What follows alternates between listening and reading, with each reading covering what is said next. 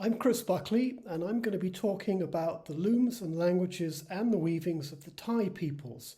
The Thai are well known in Southeast Asia as the producers of some of the most colourful and interesting weavings. And I'm going to be looking at where they came from, how they got where they are today. And I'm also going to be including some recent work I've been doing with linguists Thomas Pellard and Guillaume Jacques, and mathematicians Emma Kopp and Robin Ryder, comparing the evolution of looms and languages in this region. The region we're going to be looking at includes most of southern China south of the Yangtze River, as well as the Southeast Asian countries of Vietnam, Laos, Thailand, Myanmar, and also the eastern province of India, Assam. The Thai peoples are part of a large and important language family called the Thai Kadai, or sometimes called the Kra Dai peoples. And they are distributed not only in Southeast Asia, but also in the southern provinces of China, particularly Guizhou, Guangxi, and Yunnan. And they include not only Thai speakers, but also speakers of Kam Sui languages, which include the Kam people themselves, and also the Mao Nan and the Mu Lao people. And then down in the south, the Li or Hlai people on the island of Hainan. So where did these peoples come from originally? Well, all of the people who currently farm rice in Southeast Asia, including the Thai Kadai peoples, the Austroasiatics, some Tibeto-Burman groups, and the Miao Yao peoples, all had their origins along the Yangtze River around about 8,000 or 9,000 years ago, when rice farming was invented during the middle part of the Neolithic period.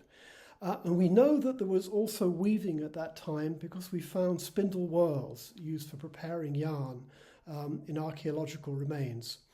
We don't have any remains of complete looms from this period, but we do have a nearly complete loom from the Liangju culture dating back to about 4,500 years ago, made of jade parts.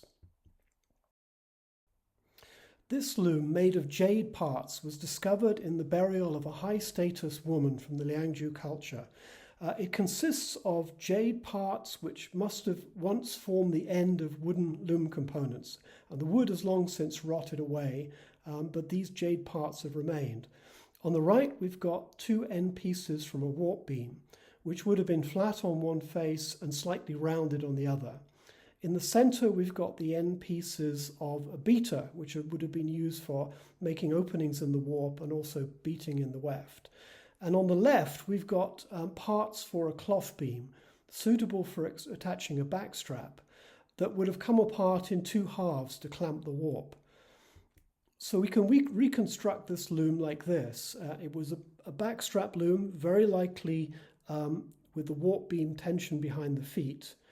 And it must have had a heddle because the beater in the center is not suitable for picking out warps individually. So a heddle must have been used to open the countershed. And that's the pink rod you can see in the reconstruction.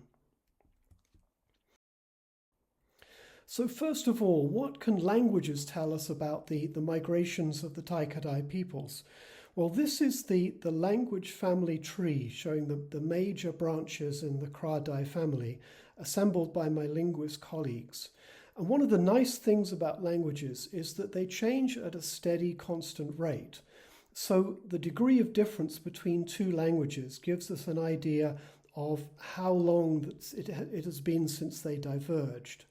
So on this tree, the first divergence occurs about 4,800 years ago, between the Lai people, the Li, who end up in Hainan Island, and the rest.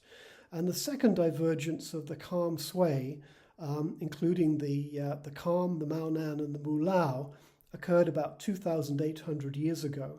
And then the people who we call Thai today seem to have diverged from the rest around about 1,800 years ago. The migrations of the Thai peoples that occurred into Southeast Asia are something that seems to have happened much more recently during the last 1,000 years or so. And this is what you can see at the bottom of the map, which plots Thai migrations across northern Vietnam through Laos, down into Thailand, and up as far as Assam in India at the top left. I'm going to show you some images now of some of the looms and the important types of Thai weavings across the region.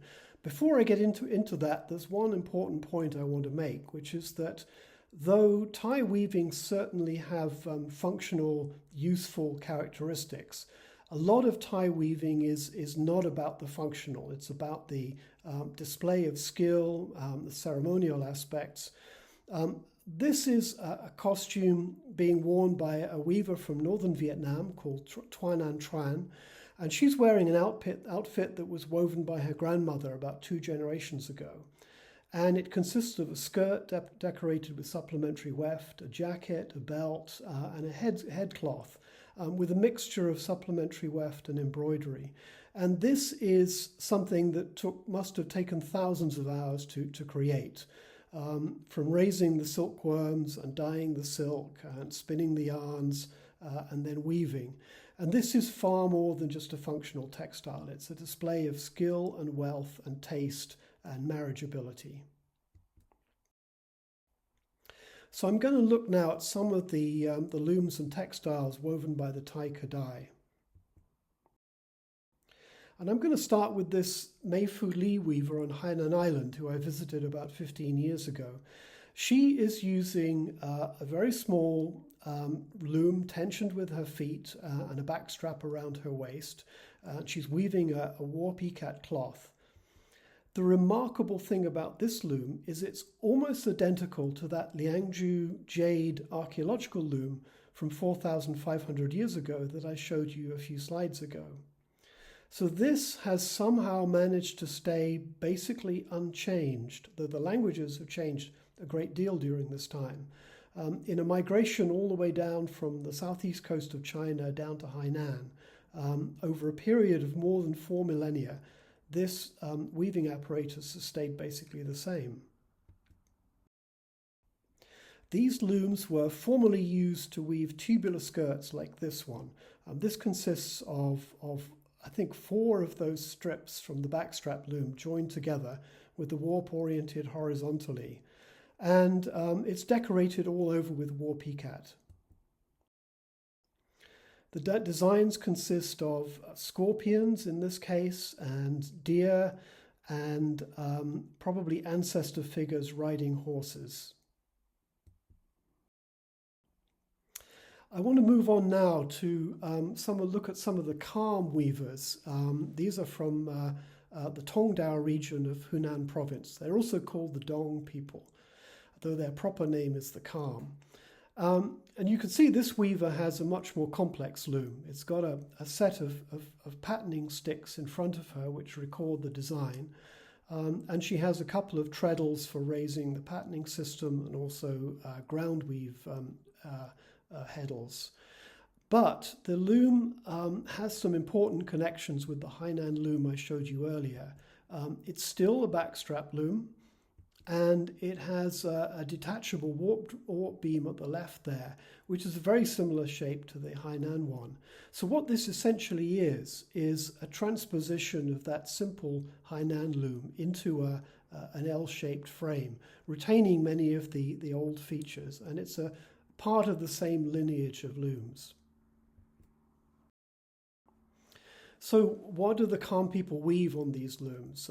This is an example of a bed cover, which you're seeing one strip out of a cover which would have been 2 or 3 strips like this joined together. And it consists of continuous supplementary weft designs in indigo cotton, with designs of stylized birds and small animals. The Kham are also expert embroiderers, and this jacket is a ritual specialist's jacket, consisting of dark calendared indigo dyed cloth with silk embroidery on top.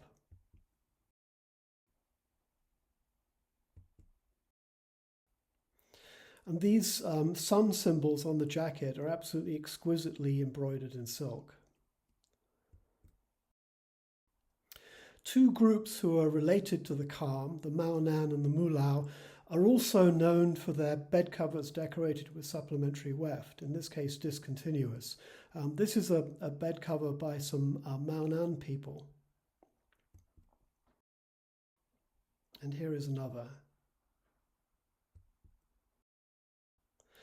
This is a detail of a bed cover woven by Buyi people from the Changshan region of Guizhou province. It's also a design which was recorded on pattern sticks on a loom which is quite similar to the Kham one that you've just looked at. So what about the southwestern Thai weavers? Well, they are using looms which are quite different in design to the ones I've just showed you. These are much more sophisticated looms.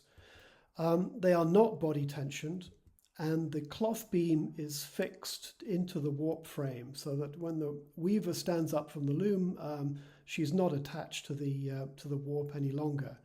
And at the warp travels around the left-hand side of the loom and then up over those beams and is tied off over her head.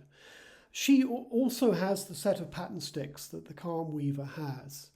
But now, instead of using a single treadle to open the ground weave, she's got a pair of opposed treadles to do this job for her.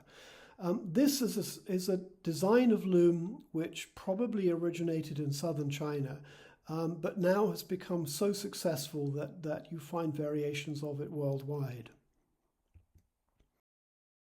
So what sort of weavings do the southwestern Thai make? Well, some of them look very similar to their Thai relatives in southern China. This is a two-panel bed cover made by a Thai weaver in northern Vietnam. And like the Kham weaver's bed cover, it consists of geometric designs of small animals and two large naga shapes. But some of the weavings for this region look quite different to anything found in southwestern China, and this is where the innovative part comes in. So this, for example, is a tube skirt made near the border region between North Vietnam and Laos. It's decorated with weft ikat rather than the warp ikat we saw earlier, and with supplementary weft in silk. This skirt would also have had a waistband at one time, but that's been removed. This is another skirt from the same region, also decorated with a combination of weft ikat and supplementary weft. So you've got little blocks of discontinuous supplementary weft with weft ikat designs in between. In this case, shapes of little people, and the round shape with a dot in the middle is said to be a gourd shape, with the seed in the center representing the point from which the Thai ancestors are supposed to have emerged from the gourd. This is a headcloth from the same region, a very characteristic type from this area. And this is a nice textile. It's made from two separate halves which have been joined together. And it illustrates the two styles of weaving found in this region. At the top, you've got a very ancient style of weaving consisting of continuous supplementary weft, cotton, on a cotton ground, almost certainly programmed on pattern sticks like the ones I was showing you earlier. And at the bottom, you've got a more recent innovative style of weaving, which is characteristic of Thai groups in Southeast Asia. And this consists of discontinuous supplementary weft designs in silk. This may also have been applied using pattern sticks, but some weavings of this type are simply picked out by hand by weavers with a sharpened stick and an excellent eyesight. This is a ceremonial skirt from the same region, also would have had a waistband at one time, which is now missing.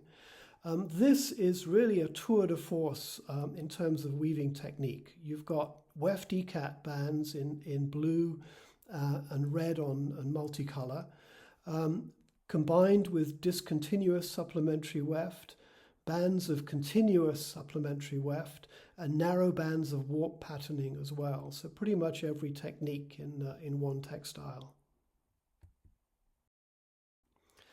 This one is from a little bit further south, and it illustrates another interesting technique found in this area. The row of triangles at the top are made with tapestry weave, interlocking tapestry weave. And again, this is something which you don't find at all in southern China, and is an innovation which has entered southwestern Thai weaving during the last millennium or so. So do all southwestern Thai-speaking weavers use the same kind of box frame loom? Well, it turns out that they don't, and this is where the story gets interesting, and also where the comparison of looms and languages it gets particularly interesting. These weavers are in the Dehong region of Yunnan, up in the north of Yunnan province, very close to the border with Myanmar. And they are using, they speak southwestern Thai language, but they are using a loom which is considerably older. It's an L-shaped frame. The loom has a back strap, which you can see around the weaver's waist at the left of the picture. I think it's made from an old piece of green sacking in this case. And it's a loom which is rather similar to the calm loom that we were looking at earlier, a much older type, body tensioned. So what do weavers make on this loom? This is one example of a textile. They make quite a variety of different things. But one of the things they make is a rather beautiful blue damask indigo, which they use for making jackets like this one. This is unusual in the Thai textile world because most Thai jackets tend to be black or white and quite plain. And this is quite an exquisite thing in comparison. So what is this telling us about Thai migrations and Thai history? Well, this is the language picture which I showed you earlier, the language family tree superimposed on a map. And it's telling us that the languages that the people speak in the western half of this map all arrived in the last 1,000 years or so. Now, if we compare that language family tree with a similar family tree for looms, also plotted on a map like this, you can see that there are some broad similarities between the two, but there are also some important differences in detail. So in particular, those Yunnan dye weavers we were just looking at, instead of acquiring their loom like their language from a southern route that went through Vietnam and Laos, they seem to have acquired a much older loom via a more direct route from southwestern China. And that also implies that they probably had this loom much earlier, anything up to 1,000 years earlier than the languages might indicate. And something similar seems to have happened with the Thai parquet weavers at the top left, who are now in Assam. Most of the Assam groups the Assam Thai groups use looms similar to other southwestern Thai weavers, but the Thai parquet weavers have a unique loom which is much older, and they also may have arrived at their current locations by a more direct route. So to sum up, Thai peoples originated along with other early rice weaving cultures along the Yangtze River, and weaving also seems to have begun around about the same time, anything up to about 8,000 years ago. And these peoples have undergone a long migration south in the last 8,000 years. Languages change at a steady pace, but looms seem to evolve in bursts and fits and starts. So the Hainan loom, for example, is almost unchanged versus the archaeological loom. But some of the looms of the southwestern Thai groups are really very sophisticated and complicated. So we get slightly different and complementary stories from looking at the looms and languages. And I've just given you a taste of this. There is more to come. And some of the Thai peoples in Yunnan and Assam in particular may have arrived in their current positions much earlier than originally thought. Thank you very much for listening. If you're interested to learn more about this, here are a couple of links to references which are available online. Thank you for listening, and I hope you found it interesting.